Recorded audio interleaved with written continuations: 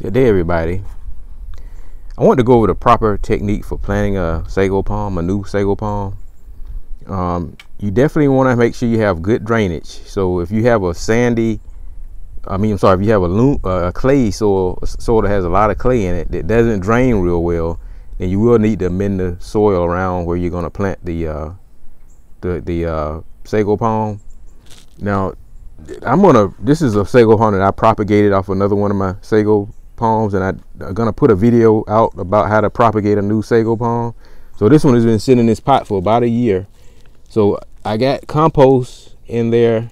So I'm just gonna, and if you buy a sago palm or grow one in compost, then if you have a good sandy soil, then you don't really need to do any amendments around the where you're gonna plant it, because I have that's the situation that I'm in. So but if you have a real clay soil, like I said, you may want to, in addition to putting the pot in with the compost, you may want to amend about a foot around the base of where you're going to plant it, and mix about 50% of a compost sandy mix with your native soil. And then you maybe want to amend at least 6 inches down below it, so you have good drainage, because the only critical thing about a sago, if it doesn't get good drainage, then it just won't really do well. Now, you also want to make sure you plant it at the right depth. Now, this plant right here was a plant that I had propagated from another sago, and it just wasn't doing good. As you can see, these other ones were doing great. I just trimmed this one back. I got to trim that one back as well. But it just kept sitting there because I planted it too deep. And if you do that, it won't advance. And it'll start putting out a whole lot of suckers, and I just cleared out a lot of these little suckers around it. And I was gonna just, try to pick up on it with my shovel, and then just get all the little putts from around it and redo it. But in the process of doing that, I end up breaking the tap root. So what I'm gonna do is just gonna take this one right here. I'm gonna let it dry out, and then I'm gonna repot it and just revitalize it. So like I say, I have a video on how to do that, so I'll show that video. And if there's also a lot of good videos on YouTube on how to do that as well. But so what I'm going to do is just going to start over from scratch, and I'm going to plant this one right here in its place. And what we're going to do is we're going to make sure we put it container depth at the base of that plant, so we don't plant it too deep.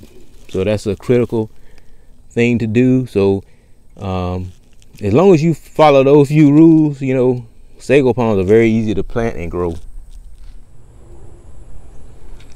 Okay, as you can see, we got it planted. We got our rocks pulled up back around it, and that's exactly how you want it to look. You want it, that brown part of the bark part of the sago to be up out of the ground, because that's the mistake I made with the other one. I encourage you to plant a sago as soon as you can. If you have one in a pot, or if you buy one and purchase one, sometimes you want to leave them in the pot, but it's not going to advance until you plant it, So okay, here are 2 more I just planted. I did the same thing. I had some pretty good soil around there, so I just about 6 inches around the base of the plant, and up under the plant I just amended it with some fresh compost and a little bit of mix it 50-50 with my native soil. Did the same thing for that one.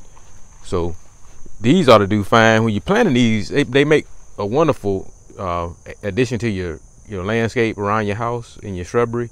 What you want to do, though, you want to make sure you plant it at least 3 feet away from the house, base of the house, because you don't want the water from your eaves to run right down on the bulb of that plant, because it'll sometimes rot the bulb or cause it to not advance. So you want to make sure you got plenty of drainage, and the water from your eaves are not falling directly on the plant. But so just give it plenty of room to get big and grow tall, and in about 3 to 4 years it should look like that if it's happy.